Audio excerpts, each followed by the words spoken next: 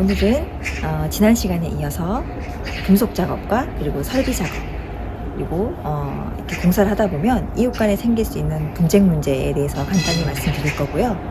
그리고 제가 여러 현장을 겪으면서 꼭 말씀드리고 싶었던 거 베이커리 카페의 공사 진행 과정에 대해서 한번 얘기해 보도록 하겠습니다.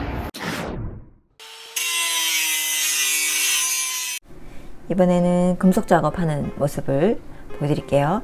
금속 작업은 마지막에 유리를 끼워야 하는 것들이 많기 때문에 수직과 수평이 정확해야 해요. 그래서 레이저로 수직 수평을 정확하게 본 다음에 먹줄을 바닥에 그리고 벽에 천정에 튕겨서 선을 표시하고 이 자리에 정확하게 프레임 작업을 설치합니다. 아래쪽 위쪽으로 프레임을 설치를 하고 금속 판에도 여러 종류가 있지만 저희는 지금 마지막에 도장 작업을 할 거라서 이렇게 갈바라는 금속을 접어서 씌워가지고 용접해서 마무리하는 과정을 보여드릴게요.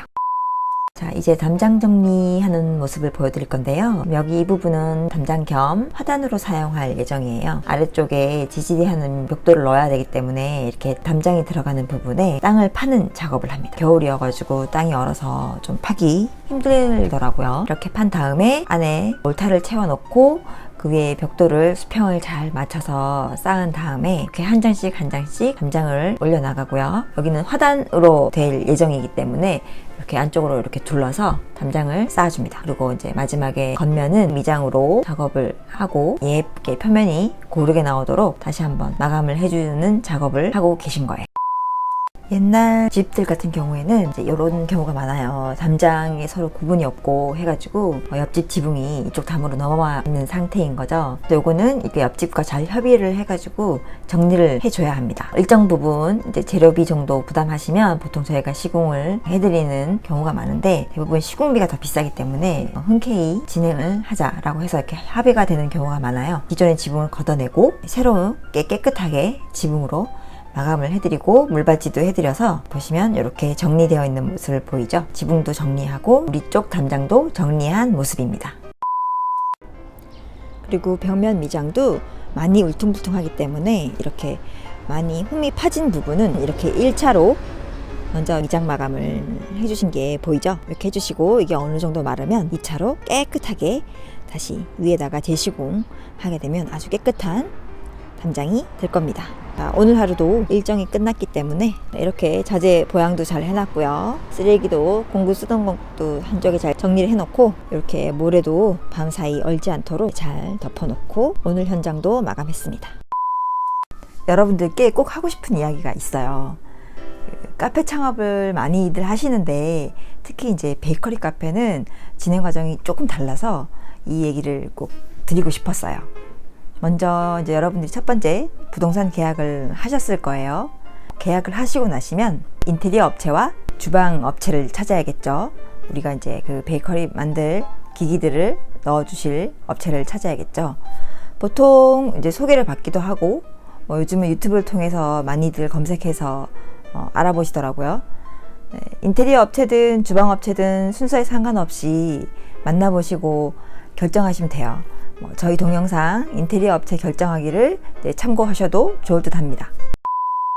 이렇게 업체 결정을 하셨으면 두 업체 동시에 상담을 하는데 인테리어 업체가 컨셉을 잡는 동안 여러분들은 주방 업체와 상의를 하셔가지고 베이킹하는 그 공간과 커피를 만드는 그런 공간 그리고 또 창고 공간도 좀 필요하죠. 이 공간을 특히 이제 주방에 관련된 공간을 그 주방 업체와 상의를 하셔가지고 캐드 도면을 먼저 짜셔야 돼요. 이 주방이 결정되기 위해서는 메뉴도 어느 정도 결정이 되어 있어야 합니다. 왜냐하면 여러분들이 어떤 빵을 굽고 그 빵을 양을 어느 정도 생산할지에 따라서 그 기계들이 결정이 다 달라져요.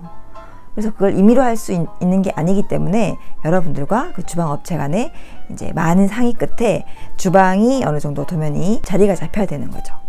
주방 도면이 잡히면 이 도면을 가지고 인테리어 업체한테 넘겨서 이 전체적인 도면을 완성하게 돼요. 다시 요거를 정리를 좀 해드리자면 첫 번째 빵 종류와 양을 결정이 어느 정도 되고 두 번째 그 종류에 맞는 기계가 결정이 돼요. 세 번째는 이거 기계에 따라서 주방 배치도가 확정이 되고 네 번째는 인테리어 전체 시안이 확정이 되죠. 이걸 가지고 설비 공사를 시작합니다. 그리고 이제 설비 공사가 끝나면 뭐 목공, 도장, 금속 이게 차례대로 또 전기 공사가 진행이 되겠죠. 그리고 이 공사가 진행이 되는 중간에 이 주방 기기들이 입고가 돼요, 보통. 왜냐하면 이 주방 기기들은 덩치가 크거든요. 그래서 이 주방 기기가 공사 도중에 입고가 되고 그다음에 공사 마감이 됩니다. 자, 이 순서로 진행되는데 공사가 시작되면 철거부터 하고 그다음에 설비 공사가 바로 들어가기 때문에 이 주방 도면이 정해져 있지 않으면 설비 공사를 할 수가 없게 돼요. 그래서 공사가 지체되는 경우가 생기죠. 주방 기기는 제일 거의 마지막에 들어오지만 이 기기에 연결되는 상하수도, 전기는 처음에 자리를 잡아놔야 되기 때문에 이 순서대로 하지 않으면 진짜 공사가 지체되는 경우가 발생을 하죠. 따라서 인테리어 업체와 이 주방 업체의 조율이 굉장히 중요해요. 서로 도면을 주고받으면서 더 좋은 방향으로 배치를 하고 실제로 시공에 들어갔을 때 설비 공사가 잘 되었는지 주방 업체 측에서 한번 중간에 나와서 체크도 하고, 아까도 말씀드렸다시피 주방 이 베이커리 기기들이 덩치가 엄청 크죠. 무게도 엄청 많이 나가고. 그래서 쇼윈도 유리를 끼기 전이나 아니면은 주방 카운터 들어오기 전에 기계들을 먼저 넣고 이제 마감을 하는 경우가 대부분이에요. 그렇다 보니까 이 두 업체 간의 조율이 굉장히 중요합니다. 이 조율이 잘 되지 않아서 공사가 다 끝났는데 기계들이 막 억지로 들어오게 되면 이 마감되어 있는 부분들을 많이 이제 상처가 나게 되고, 어떤 최악의 경우에는 이걸 뜯어서 기계를 집어넣고 다시 마감을 해야 하는 경우까지도 발생하거든요. 그렇게 되면 이제 분쟁이 발생할 수밖에 없어요. 그 분쟁의 결과는 어떻게 이제 소비자들한테도 갈 수 있는 거겠죠. 그리고 특히 3D 시안을 받을 때 이 주방 기기들도 함께 들어가 있는 시안을 받는 게 좋겠죠. 여러분들이 실질적으로 가장 많이 사용할 공간이기 때문에 이 공간이 어떻게 배치가 되어 있고 나의 동선이 이렇게 이루어져 가고 있구나 라고 아실 수 있기 때문에 3D 도면을 주방 도면까지 같이 받아보시는 거를 조금 추천합니다.